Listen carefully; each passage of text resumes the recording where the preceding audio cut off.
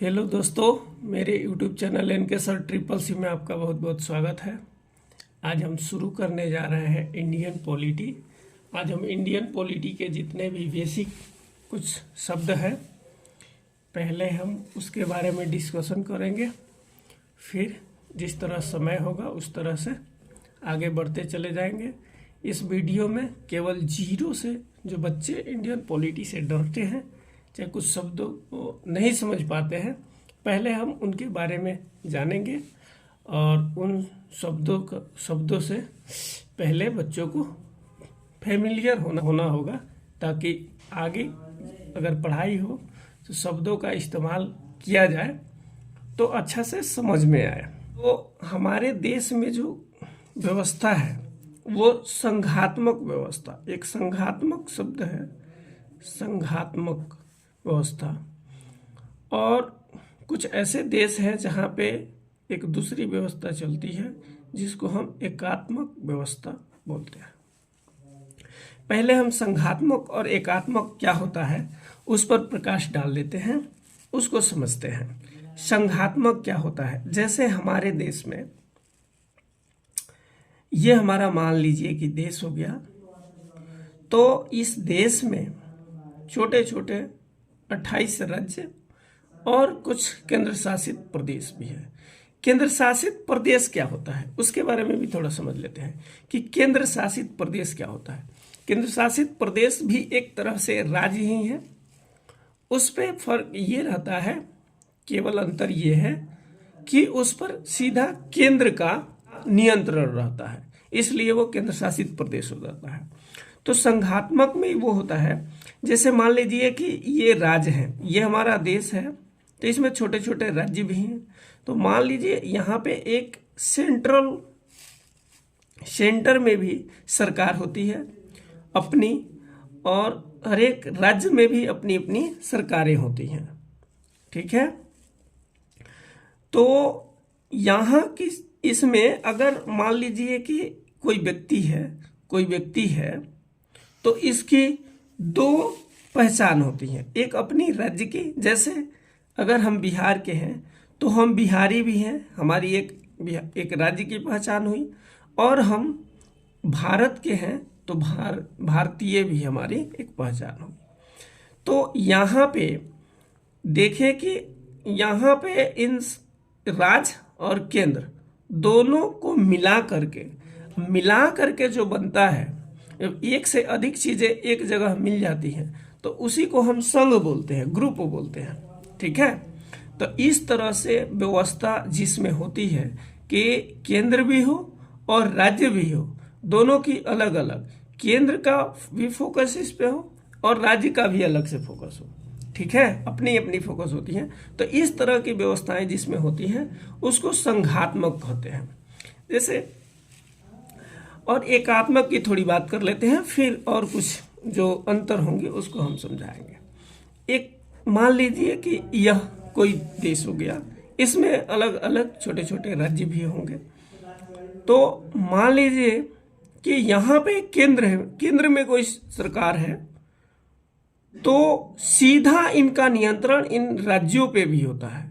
इन राज्यों के अलग अलग मंत्री नहीं होते हैं, अगर होते भी हैं कोई शासक प्रशासक जो इस छोटे छोटे राज्यों को चलाते हैं, तो उन पे सीधा नियंत्रण केंद्र का हो जाता है। उस पर केंद्र जैसा कहेगी वैसा ही इनको करना होता है। और केंद्र की अगर सरकारें अगर गिर गई तो ये भी सरकारें समाप्त हो जाती हैं, इनकी भी शासन प्रशासन समाप्त हो जाती है। ऐसी व्यवस्था जिसमें होती है उसको हम एकात्मक कहते हैं। इसमें ऐसा नहीं होता है। संघात्मक में केंद्र सरकार अगर समाप्त हुई तो राज्य सरकार समाप्त नहीं होती है, इनका अपनी सरकारें चलती रहती हैं और ये अपने शासन व्यवस्था को बनाए रखते हैं। अब जिस तरह से चलाना होता है संविधान के कानून और नियमों के अनुसार वो चलाते रहते हैं। तो ये है अंतर, ठीक है। लेकिन एक चीज अभी हम थोड़ा सा चर्चा करेंगे। अभी हमने कहा कि संघ जो है, संघात्मक व्यवस्था जहाँ पे है उनका सीधा इस पे नियंत्रण नहीं होता है। लेकिन हमने अभी हम लोग हाल ही न्यूज़ में पढ़े हैं, चाहे जान रहे हैं कि एक राज्य था जम्मू कश्मीर, जिसको जो है अभी केंद्र सरकार ने इसको तोड़ के और 2 छोटे छोटे राज्यों यानी केंद्र शासित प्रदेशों में विभाजित कर दिया, जम्मू कश्मीर और लद्दाख में। तो ये कैसे संभव हो गया? जब किसी राज्य पे जो है केंद्र सरकार का सीधा नियंत्रण नहीं होता, उसको क्या करना क्या नहीं करना इस पे उनका कोई प्रभाव नहीं होता, तो ऐसा क्यों हुआ? अगर केंद्र चाहे तो क्या बिहार, उत्तर प्रदेश, महाराष्ट्र, कर्नाटक ऐसे भी राज्यों को तोड़ सकती है? तो चलिए इस पे थोड़ा चर्चा कर लेते हैं। तो जम्मू कश्मीर को तोड़ा गया, ये सत्य है, और ये टूट भी गया। लेकिन बिहार को ऐसी सरकारें चाहे केंद्र सरकार तो संभव नहीं है। तो क्यों? दोनों में अंतर क्यों है? क्योंकि यहाँ पे जम्मू कश्मीर के अंदर धारा 370 के तहत और अनुच्छेद 35A के तहत इनको स्पेशल व्यवस्था यहाँ पे बनाई गई थी। तो इसके लिए जो सरकार जब इसको तोड़ी तो इस पर सुप्रीम कोर्ट में केस भी चलती रही। सुप्रीम कोर्ट ने मना भी किया था, लेकिन बाद में फिर से आदेश आया कि इस जम्मू कश्मीर जो है इन धाराओं के तहत इनका सारी व्यवस्थाएं अलग थी, जो सही नहीं थी। एक संघात्मक शासन व्यवस्था के अंदर ये नहीं हो रहा था, इनका अलग शासन प्रशासन चल रहा था, अलग से इनको जो है दर्जा दे दी गई थी। इस वजह से केंद्र सरकार सुप्रीम कोर्ट ने इसको सही ठहराया। लेकिन अगर ऐसा बिहार, उत्तर प्रदेश या इस प्रकार से अन्य राज्य जो हैं उनको चाहे तो केंद्र सरकार विभाजित नहीं कर सकती। तो ये संघात्मक और एकात्मक दोनों में अंतर हम लोग समझ गए। अब हम चलते हैं आगे कि हमारा जो देश जो है वो किस तरह से चलता है, उसमें किस किस तरह से और किनका किनका कहाँ कहाँ नियंत्रण होता है, किस में कौन होते हैं और किनका कार्य क्या है, उनके बारे में हम थोड़ा सा पढ़ेंगे। अभी हम लोग पढ़ेंगे संघ का शासन। संघ का शासन, संघ के शासन में कौन कौन होते हैं, संघ में कौन कौन होते हैं? तो इसमें पहला कार्यपालिका, दूसरा विधायिका और तीसरा न्यायपालिका। ये 3 अंग होता है। लेकिन क्या यही हमारे देश के सर्वोच्च स्थान पर है? तो नहीं। हमारे देश के सर्वोच्च स्थान पे सबसे ऊपर जो है हमारे देश में हमारा संविधान है। संविधान, क्योंकि इनको भी जो पावर मिलती है संविधान से ही मिलती है, विधायिका को भी मिलती है संविधान से ही, और न्यायपालिका को भी हमें संविधान से ही पावर मिलती है। यानी इन्हीं का इस्तेमाल करके ये तीनों अपने अपने कर्तव्य का निर्वहन करते हैं। तो कार्यपालिका के अंदर तो सब सर्वोच्च, अगर सर्वोच्च कौन है हमारे देश में, सबसे ऊपर कौन है, तो संविधान। संविधान से ऊपर हमारे देश में कोई नहीं है। अब हम चलते हैं कि कार्यपालिका के अंदर कौन कौन होते हैं। तो कार्यपालिका के अंदर सबसे पहले राष्ट्रपति होते हैं, उसके बाद उपराष्ट्रपति। ये मैं बता रहा हूं कि कार्यपालिका के अंदर कौन कौन आते हैं। तीसरा मंत्रिपरिषद। मंत्रिपरिषद जितने भी सेंट्रल गवर्नमेंट के मंत्रिमंडल के जितने भी सदस्य होते हैं वे सब भी कार्यपालिका के अंदर आ जाते हैं। चौथा, भारत का महान्यायवादी जो होता है वो भी कार्यपालिका के अंदर ही आता है। अब हम बात कर लेते हैं थोड़ा विधायिका के अंदर कौन कौन आते हैं। तो विधायिका के अंतर्गत लोकसभा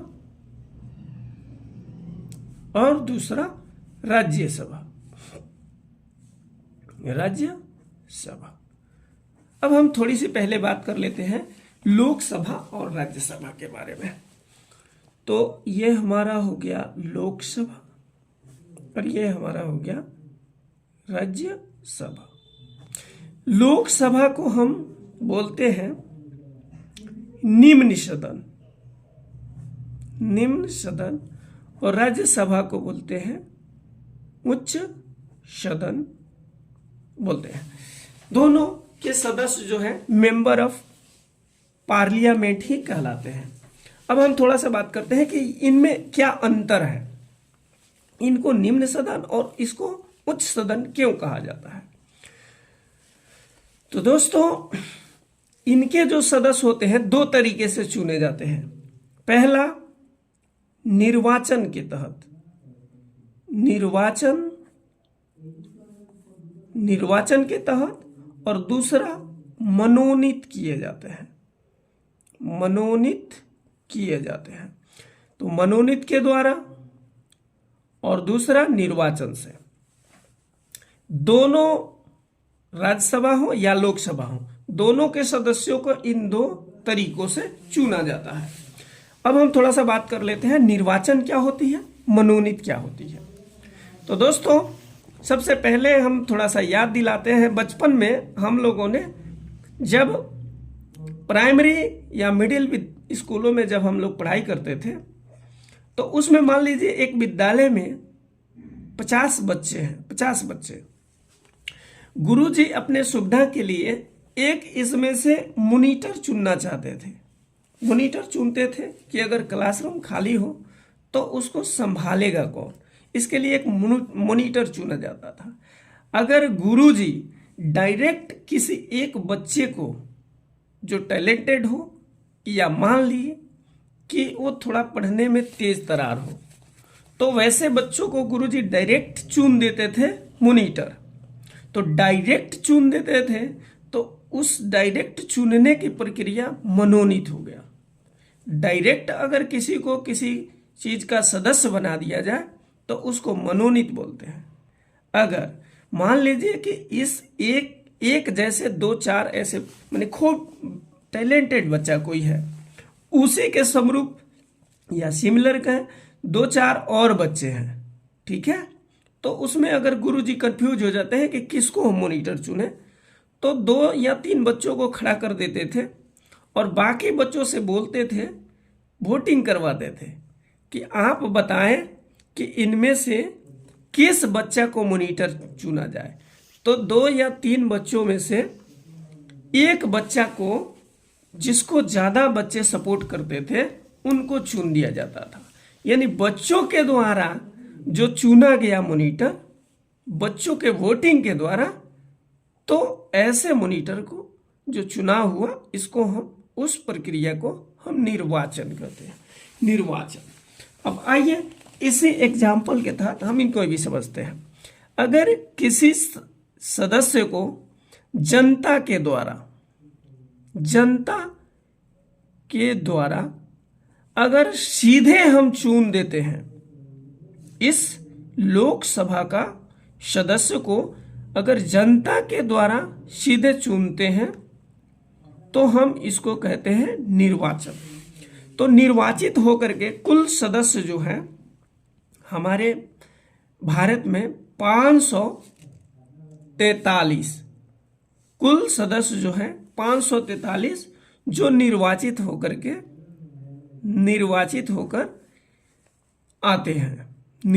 होकर आते हैं, ठीक है।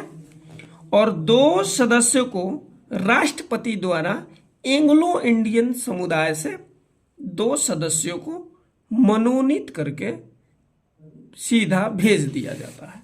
यानी 2 एंग्लो इंडियन समुदाय के सदस्यों को चुनकर मनोनीत करके डायरेक्ट राष्ट्रपति जी इस सभा में भेजते हैं और 543 पे निर्वाचन होता है, जिसको जनता डायरेक्ट चुन करके इसमें भेजती है। तो जिसको जनता चुनी उसको हम निर्वाचन कहेंगे कि निर्वाचन के प्रक्रिया द्वारा ये चुने गए, और जिसको राष्ट्रपति डायरेक्ट चुन लिए उसको हम मनोनीत कहेंगे। तो अगर आपसे पूछा जाता है कि लोकसभा में, भारत की लोकसभा में कुल कितने सदस्यों का निर्वाचन होता है, तो सीधा हमारा जवाब होगा 543। और राष्ट्रपति कितने लोकसभा सदस्यों को मनोनीत करते हैं, तो 2। कहां से मनोनीत करते हैं, तो एंग्लो इंडियन समुदाय से। अब हम बात कर लेते हैं राज्यसभा की। तो देखिए, राज्यसभा में सदस्यों को सीधे जनता द्वारा नहीं चुना जाता। राज्यसभा के सदस्यों को सीधे जनता द्वारा नहीं चुना जाता, बल्कि इन लोकसभा सदस्यों द्वारा, यानी जनता द्वारा चुने गए प्रतिनिधियों के द्वारा चुने गए सदस्य इसमें भेजे जाते हैं। लेकिन वो भी कौन होंगे, वो किसी विशेष क्षेत्रों से, जैसे साहित्य क्षेत्र, खेल क्षेत्र है ना, या विज्ञान के क्षेत्र, माने अच्छे अच्छे जानकार लोग ही चुने जाते हैं। और दूसरी बात कि इसे भंग नहीं किया जा सकता और ये कभी समाप्त नहीं होता, बल्कि इसके कुछ सदस्य जो हैं विशेष पद्धति द्वारा सिस्टम बनाया गया है, जिसके तहत कुछ सदस्य जो है आते जाते रहते हैं। और इनका जो कार्यकाल होता है वो कुल 6 वर्षों का होता है। ये भी ध्यान रखना, राज्यसभा सदस्यों की अगर हम कार्यकाल पूछे तो 6 वर्षों का। इन सदस्यों के इसमें चुने जाने का न्यूनतम जो आयु होता है उसको भी नोट डाउन कर लेंगे, 30 वर्ष का होता है। 30 वर्ष से कम के व्यक्ति को हम राज्यसभा सदस्य नहीं चुन सकते। अब इसे कभी भंग नहीं किया जा सकता, इसलिए इन्हें उच्च सदन कहा जाता है। दूसरी बात, इन्हें भंग किया जा सकता है, यानी लोकसभा को हम भंग कर सकते हैं, इसलिए इन्हें निम्न सदन कहा जाता है। इनके सदस्यों के जो चुने जाने की न्यूनतम उम्र जो होती है वो न्यूनतम 25 वर्ष होती है, और इनका कार्यकाल जो होता है वो 5 वर्ष का होता है। लोकसभा सदस्यों का कार्यकाल जो होता है 5 वर्ष का, और इनका जो चुने जाने का न्यूनतम आयु होता है उसकी सीमा है 25 वर्ष। लेकिन राज्यसभा की कार्यकाल की बात करें तो 6 वर्ष, और इनके चुने जाने की न्यूनतम सीमा जो होती है उस सदस्य की वो 30 वर्षों की होती है। तो दोस्तों, ये हो गए हमारे लोकसभा और राज्यसभा जो विधायिका के अंदर आते हैं। अब हम बात कर लेते हैं न्यायपालिका के अंदर कौन कौन आते हैं। तो न्यायपालिका के अंदर जो है वो हमारा सर्वोच्च न्यायालय आता है, सर्वोच्च न्यायालय, और दूसरा जो होता है वो हमारा नियंत्रक महालेखा परीक्षक। ठीक है, इसके अंदर 2 लोग आएंगे, सर्वोच्च न्यायालय आएगा और दूसरा नियंत्रक एवं महालेखा परीक्षक। तो ये हमारा हो गया केंद्र सरकार के को चलाने वाली, माने इसके ये हमारे केंद्र के सभी व्यवस्थाएं हो गई, और उनके अंदर आने वाले कार्यपालिका, विधायिका और न्यायपालिका। तो हमने कहा कि हमारा जो देश है वो संघात्मक तरीके का है, संघात्मक व्यवस्था है। तो इसमें राज्य का भी अलग शासन प्रशासन होता है और केंद्र का अलग होता है। तो इसी प्रकार से हमारे प्रत्येक राज्य का भी अलग कार्यपालिका, विधायिका और न्यायपालिका होती है। तो हम उनकी बात थोड़ा भी कर लेते हैं इस प्रकार से। तो राज्य का शासन, उसको मैं टॉपिक का नाम दे देता हूं, राज्य का शासन। राज्य का शासन, इसमें जो है उसी प्रकार से कार्यपालिका, दूसरा विधायिका और तीसरा न्यायपालिका।